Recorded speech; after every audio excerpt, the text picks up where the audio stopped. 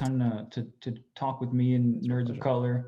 Um, for starters, congratulations. I know you recently got married. I know it was crazy. The 2020 was nuts. Hmm. My wife and I are going on our third year at the end of this year.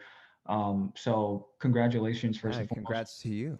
I appreciate that, man. How you doing? How you feeling? 2021, I hope it's started off better Yeah, than last year. yeah. And I mean, listen, 2020, well, it definitely was a time, right? It'll be in history books. Everybody will talk about it. Nobody will forget it. I have found myself very, very fortunate. 2020 ended up being a really productive year for me.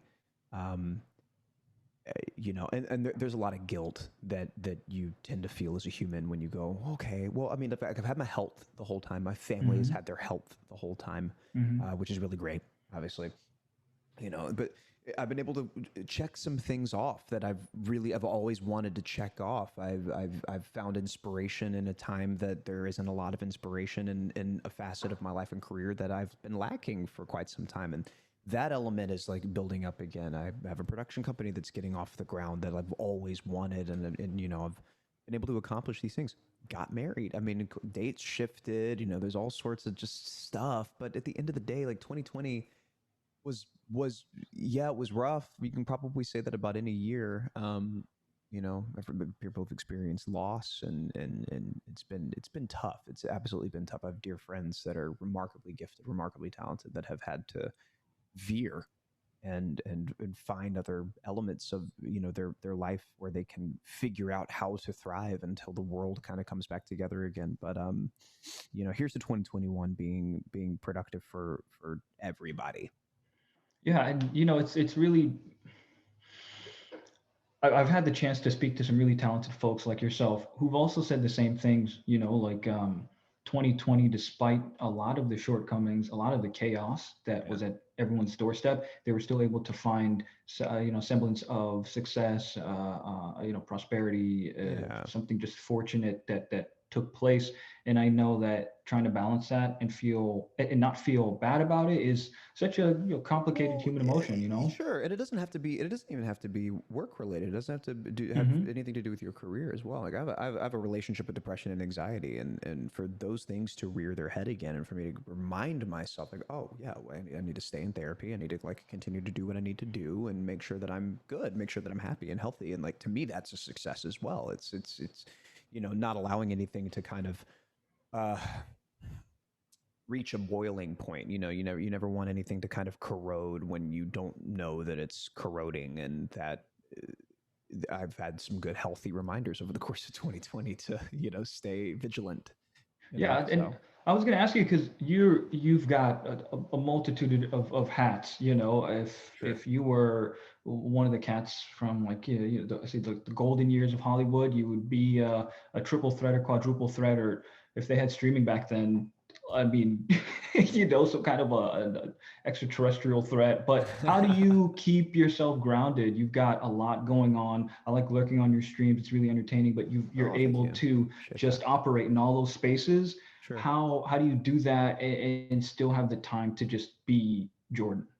Well, I'm a workaholic, so that's helpful. I love all of the work that I get to do. I love producing. I love writing. I love developing. I love creating. I love being on camera. I love being behind the camera. I love making something that will last. Right. Ultimately, I want to build a thing that survives me, and that requires a lot of time, a lot of vigilance, a lot of just constantly getting up and getting your nose to the pavement. And I thankfully enjoy that. I enjoy every aspect of it. I love being in the meetings as much as I love being on set. I love pitching things as much as I love brainstorming with my creative team about things. But I think that ultimately how I stay sane is my I I I guess at the end of the day, I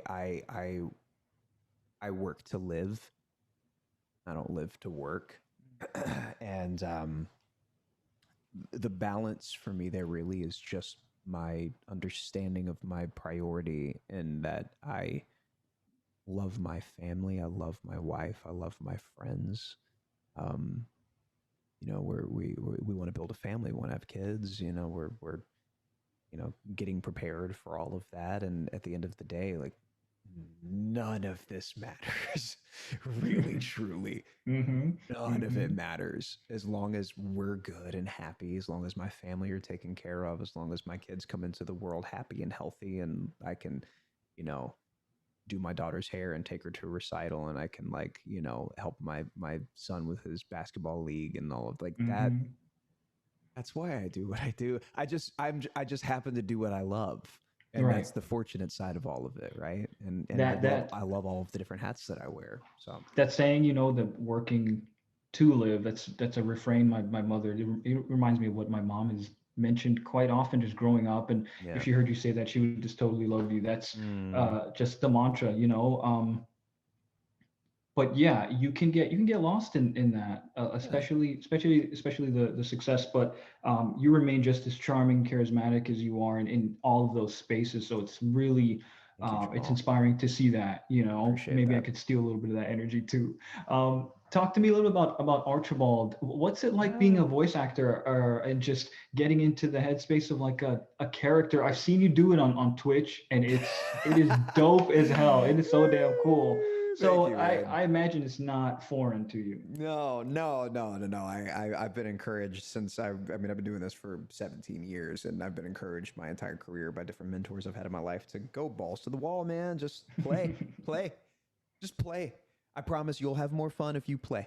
You know, those are the things that I heard just constantly from different mentors, from different people that I've, you know, admired and been able to pick brains and whatnot. And, you know, actually, I had a question in the very last interview we just had. You know, she asked if my time and experience in voiceover has helped shape my methods, my Mhm. processes as an actor, um, you know, in live action things. And I realized kind of then that it definitely has. I think, you know, in the voiceover world, in the voiceover space, if you were to be an actor recording something that maybe it's Justin Roiland and Rick and Morty, you see Justin be an idiot in the booth, flailing arms and face getting red and face contorting and eyes and eyebrows going up and down. I mean, like, there's all sorts of things that go into it. And then you look, you see that, you know, if you're being it, you see the finished product at the end, and you go, oh, there is a gap that must be bridged Mhm. between point A and point B,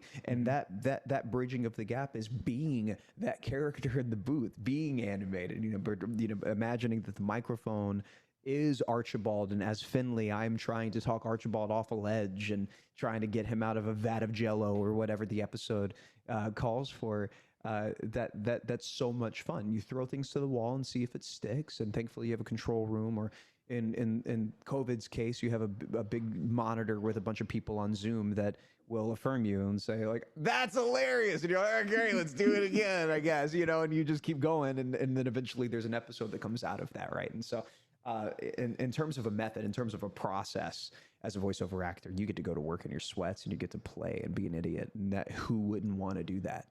Mhm. Mhm. And working with your co-stars, what's that like getting that energy from them? You've got some really Oh established folks who you get to just schmooze with and really pick yeah, up on what they're putting down. Um, I assume you're stealing from some of their methods too. You yeah. must.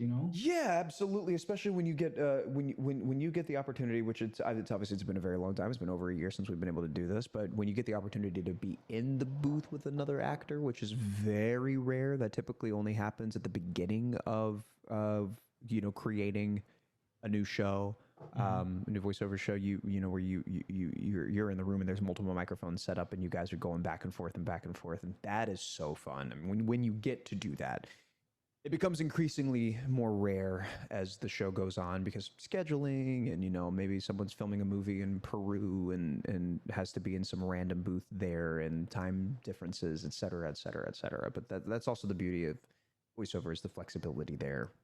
um, yeah, I mean, it's nice when you get to do that. You don't get to do that too often, but when you do, you relish. Yeah. And I think it being the pandemic, it just makes it even more necessary for folks to stick to their schedules and be able to be in the spaces that they can be or they Yeah. can afford to be, and to just get some work done. Um, one more question before I let you go, and it's my favorite question to ask folks, but at least with regard to like Archibald and it being an animated series, what's like the dream animated character? It doesn't matter the medium, doesn't matter the canon. Who would you just love? Whose universe would you love to jump into to either survive a week, maybe the whole series? Oh man. If your phone rings and it'll make you do backflips. Oh, Seth MacFarlane. Classic. He just Hand of Midas, I think, really. Seth MacFarlane, Dan Harmon, Justin Roiland those brains are just they're just too good, and it's the same thing. I would say Seth Green, but I just recently did a fun little episode of something with him. So I got to check that one off, which is nice. That's cool. But yeah, That's I mean, cool. I think Seth MacFarlane, Justin Roiland, Dan Harmon, anything that they create, anything that they, to be able to create with them, to be able to collaborate with them on the front end as well would be just so fun. Well, where can fans find you? What else can they look forward to you bringing 2021? And what have you got for folks that you can speak Man, on at least? I think a bunch of stuff that I can't talk about legally. Yeah, 2021 is gonna be a good year. Good, good. I'm glad. Yeah, We'll leave I'm it at that because really I don't want you to get axed, and I don't want to get axed too because I'm just really starting out excited. mine. I don't think, I mean, Carson can speak up. I don't think that there's anything that I can talk about right now. Nothing. Yeah, He's doing a good job. yeah, but Well, hopefully soon. Well, listen, Jordan, whatever it is you touch, I'm super excited to see, like just easily. And it's super fun watching you on Twitch when I'm vibing and when I'm just trying to take it easy. Thanks, On your man. YouTube channel as well. But again, thank you so much for talking. It's my Best of pleasure. luck Thank you, 2021 Jamal. and more. And I'm looking forward to the stuff you're doing. Say hi in chat next time. Okay. I got you, man. All right. Take it Thanks, easy. Jamal. Take care. Bye bye.